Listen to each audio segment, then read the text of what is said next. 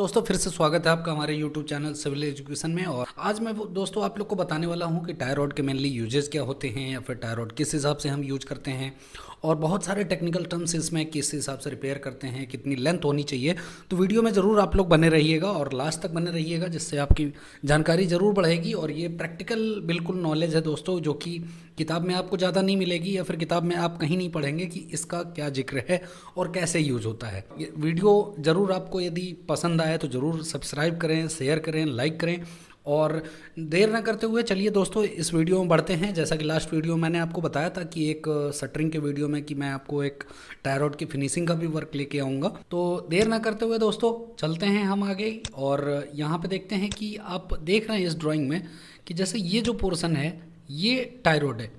अब देखिए tie rod use कहाँ होती है, जैसे 300 या 400 की वॉल रहती है और आपका यदि स्टेजिंग प्रॉपर है तब तो ज़्यादा कोई चिंता वाली बात नहीं होती और आपका वर्क हो जाता है यदि आप आराम से कंक्रीट करें तो। सबसे बड़ी बात होती है कि जब आपका वॉल की थिकनेस एक्सीड रहती है 500 mm, 400 से या ऊपर जितना भी आप बढ़ते चले जाइए, तो उसमें आपको ज़रूर है कि निश्चित है टाई रॉड देने की ज़रूरत पड़ती है। क्योंकि देखिए जब आप कंक्रीट करते हैं तो होता क्या है कि पंप से करते हैं और पंप से करने के पश्चात हो सकता है कि कभी इतना फील हुआ या फिर कहीं कहीं इतना फील हो गया, तो जो जो कंक्रीट होती है उसका जो प्रेशर रहता है वो आप एसेस नहीं कर पाते।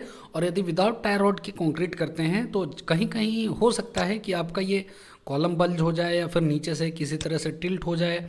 तो ये सारा प्रिवेंशन के लिए ही हम यहाँ पे टाई रॉड का यूज करते हैं। टाई रॉड का देखिए 2-3 तरह के टाई रॉड यूज होते हैं। पहला तो ये देखिए इस तरह का चकनेट वाला यूज होता है, जो कि बाहर ये पोर्शन थ्रेडेड होता है।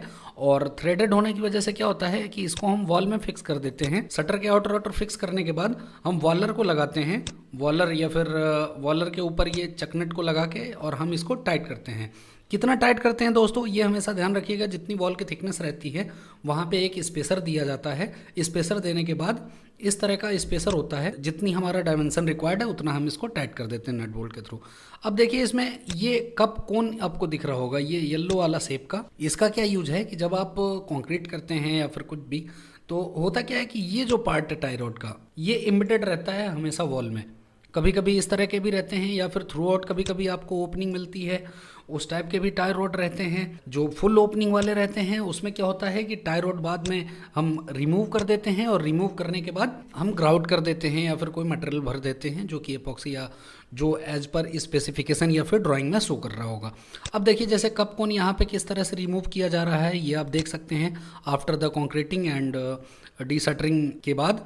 और यहाँ पे लगाया हुआ है इन्होंने, लगाने के बाद फिर टाई रॉड भी रिमूव की, टाई रॉड के बाद फिर ये पूरा कप रिमूव किया है। अब देखिए इतना दोस्तों आप समझ चुके हैं। और जब भी टाई रॉड आप लगाएं तो एक फिक्स डिस्टेंस पे लगाएं।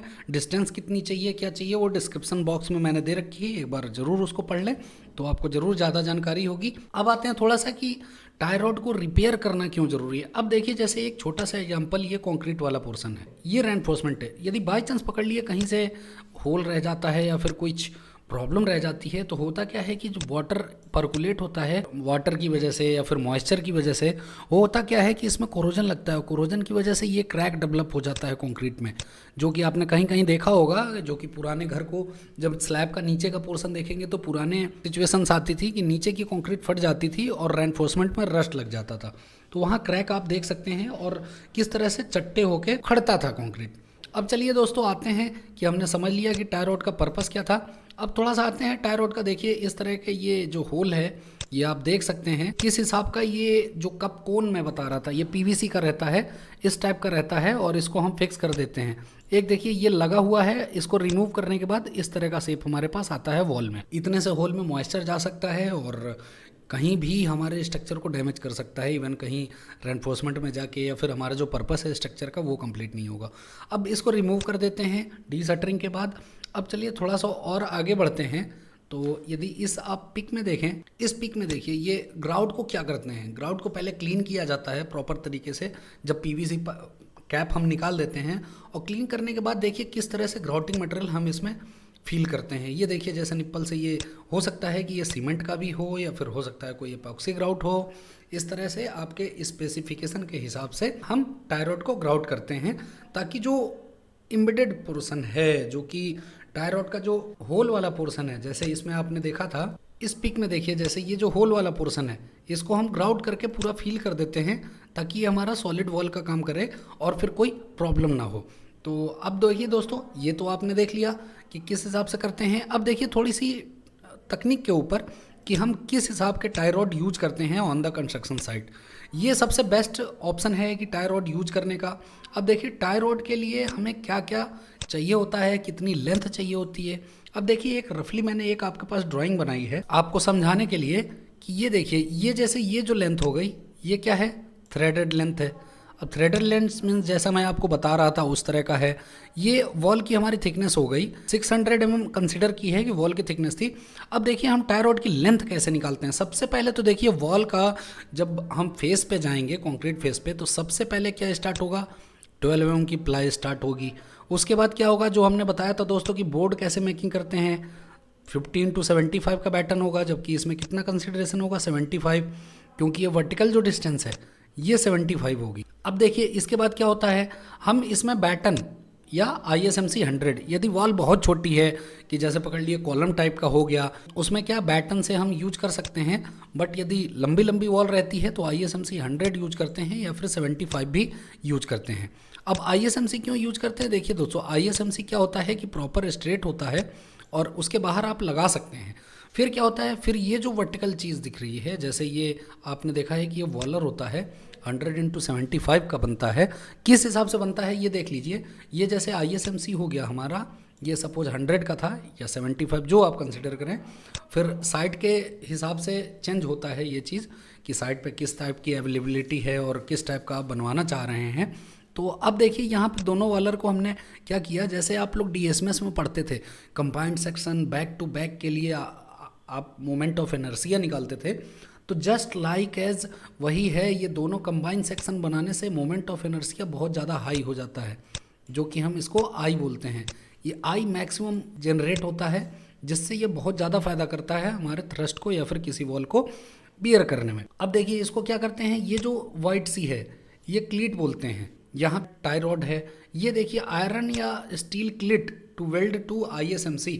इसको बैक टू बैक रख के हम इस पोर्शन पे वेल्डिंग कर देते हैं और ये कभी कभी पूरा थ्रू आउट भी रहता है दोस्तों। ये जस्ट मैंने क्रॉस सेक्शन एक आपको बताया है कि टाई रॉड किस हिसाब से लगाते हैं, जबकि ये ज्वाइंट करने का तरीका भी आपको बता दिया है। और इवन होता क्या है कि चैनल पूरा इस शेप का रहता है। ये यदि चैनल का आप फ्लैंज पकड़ लें बोथ साइड, तो क्लीट जो है, क्लीट इस हिसाब से कहीं कहीं वेल्डिंग होती है, कहीं कहीं वर्टिकली। और जबकि ये जो टाई रॉड है, ये टाई रॉड मैंने ऐसे ही आपको समझाने के लिए यहाँ बनाया था, टाई रॉड जस्ट इनके बीच में होता है, जबकि ये फ्लैंज वाला पोर्शन है। ये चीज़ आप लोग ध्यान रखिएगा।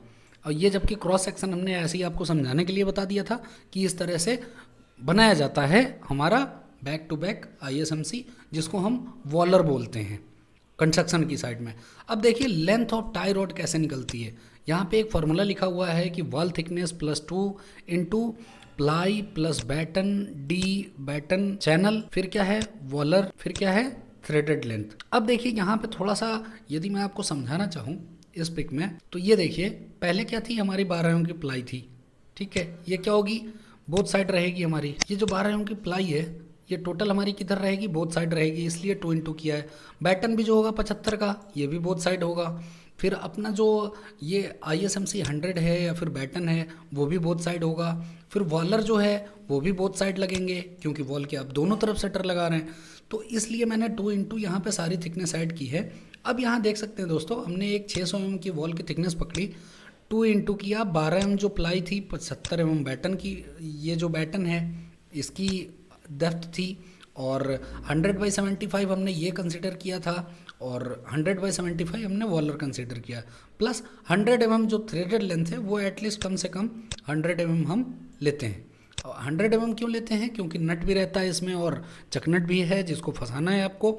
अब देखिए एक सॉलिड यहाँ पे देख सकते हैं, मैंने फाइनल कंसिडरेशन की है कि 600 mm + 2 इंटू 12 mm की प्लाई हो गई, 75 mm का बैटन हो गया, फिर 100 का हमने चैनल पकड़ लिया, फिर 75 का वॉलर कर लिया, और प्लस 100 mm।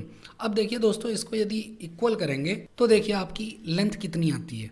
यहाँ पे 1224 आ जाती है, जो कि इस हिसाब से आप फिर एक टाई रॉड की कैलकुलेशन करेंगे और कितने पे देनी है ये आप एटलीस्ट 400 450 की हाइट पे आप दे सकते हैं। और डिस्टेंस मोटा मोटी आप 1 मीटर पे भी दे सकते हैं तो चलेगा। और वो ऑन द साइट है, वॉल की थिकनेस के ऊपर है, या फिर आपको कोई डिज़ाइन मिली हो तो उसके हिसाब से आप कितनी डिस्टेंस पे टाई रॉड फिक्स करना है वो आप देख सकते हैं। अब थोड़ा सा और बढ़ते हैं दोस्तों इस वीडियो में कि अब देखिए एक नए तरीके से जो अभी ग्राउटिंग हो रही है या फिर टाई रॉड की जो फिनिशिंग हो रही है ये भी मैं आपको बता देता हूँ कि देखिए जैसे टाई रॉड कहीं कहीं होता क्या है कि कभी कभी जब अंडरग्राउंड वाटर स्ट्रक्चर रहता है तो आपके पास लीकेज की संभावना ज़्यादा रहती है। जैसे इस वॉल में देखिए कहीं कहीं जॉइंट है, जबकि यहाँ से वाटर लीक कर रहा है। तो लीक करने के लिए फिर क्या करते हैं, ये एक्चुअली प्रोसेस क्या है कि जब लीक करता है तो हम इसको पहले तोड़ते हैं, तोड़ने के बाद फिर देखिए यहाँ पे 3 इंच का ड्रिल करते हैं। ड्रिल करने के बाद फिर हम एक इसमें प्लग लगाते हैं। अब देखिए वो प्लग क्यों, ड्रिल करना क्यों ज़रूरी है, ड्रिल इसलिए करते हैं दोस्तों कि जैसे पकड़ लिए कहीं ना कहीं तो गैप होगी इसमें। यदि आप बाहर से ही कुछ प्रेशर करेंगे तो वो उस जगह तक नहीं पहुंच पाएगी और आपका पर्पस पूरा परफेक्ट नहीं होगा। इसलिए हम क्या करते हैं कि यहाँ करने के बाद फिर देखिए ड्रिल किया जाता है। ड्रिल करने के बाद फिर इसमें फिर देखिए किस तरह से ये स्वेल प्लग होता है। स्वेल प्लग लगाते हैं। स्वेल प्लग होता क्या है कि या तो ये कभी कभी पाइप का भी यूज होता है जो कि खोखली होती है, और ये कभी कभी ठोकने के बाद फिर ये पूरा अपना स्पेस जो है इसके अंदर का ये पूरी तरह से टाइट हो जाता है, जो कि स्वेल प्लग का काम करता है। अब उसके बाद क्या करते हैं दोस्तों कि स्वेल प्लग को देखिए इस तरह से फिर छेनी के थ्रू इसको हम हटा देते हैं। ऊपर वाले पोर्शन को हटाने के बाद फिर क्या होता है कि हम इसको टाइट करते हैं। ये देखिए यहाँ पे हम इसको हटा रहे हैं। हटाने के बाद फिर इसको टाइट किया जाता है, और टाइट करने के बाद इतना टाइट कर देते हैं दोस्तों कि जब ये थ्रेडेड पूरा मतलब ख़त्म ना हो जाए। और उसके बाद देखिए कोई सीमेंट होती है, या तो जैसे यहाँ पे देखिए एक हाइड्रोलिक सीमेंट लिखा हुआ है, या फिर आपके पास जो भी ग्राउटिंग के लिए स्पेशली दिया होगा आपके पास, किस हिसाब से आपको ग्राउट करना है उस हिसाब से आप मोटार तैयार करते हैं। मोटार तैयार करके मोटार को पैच कर देते हैं। पैच करने के बाद कुछ दिन क्यूरिंग करते हैं और फिर रिलीव कर देते हैं या फिर बैकफिल कर देते हैं। अब देखिए दोस्तों एक चीज़ और मैं बताना चाहता हूँ आपको कि जब नॉर्मल वॉल चलती है कंस्ट्रक्शन लाइन में तो सबसे बड़ा क्या होता है कि जब वॉल रिपेयर आप करते हैं तो वॉल रिपेयरिंग के समय जैसे इस पिक में देखिए यहाँ होता क्या है कि आपको 1/3 का मोर्टार यूज करना पड़ता है। जैसे कभी कभी 1/3 का ये पूरा गैप भरने के लिए 1/3 का मोर्टार यूज करना पड़ता है। अब कहेंगे 1/3 का क्यों यूज किया जाता है, तो ये आप हमेशा याद रखिएगा जब भी रिपेयरिंग वर्क हो गया या फिर कुछ छोटे मोटे टाई रॉड के पैच हो गए या फिर हनी कम्बिंग का वर्क जो हो गया वो 1/3 का ही रेशियो तैयार किया जाता है। अब देखिए एक दोस्तों मैं और वीडियो आप लोग के पास लेके आऊँगा कि हनी कम्बिंग को हम लोग कैसे प्रिवेंट करें। तो ये सारी चीज़ें आपको इस वीडियो के थ्रू मिलती रहेगी, इस चैनल के थ्रू जानकारी। और यहाँ पे आप देख सकते हैं कि किस हिसाब से यहाँ पे देख सकते हैं आपकी पीवीसी निकालने के बाद जो ग्राउटिंग हो रहा है इसको किस हिसाब से मोटार हम तैयार करते हैं। ये 1/3 का रेशियो होता है, या फिर कभी कभी आपको मैंने बताया है कि स्पेक के हिसाब से तैयार किया जाता है। और प्रॉपर जब भी ग्राउट करें तो उससे पहले ज़रूर है कि निश्चित है क्लीन कर लें उसको और प्रॉपर वाटर से वॉश कर लें कि कोई भी डस्ट पार्टिकल इसमें ना रहे। इसके बाद फिर मोटार फिक्स कर सकते हैं। अब दोस्तों इस वीडियो में इतना ही। आगे के लिए मुझे विदा दीजिए। आपका बहुत बहुत धन्यवाद। वीडियो ज़रूर यदि पसंद आए तो ज़रूर लाइक करें, शेयर करें, सब्सक्राइब करें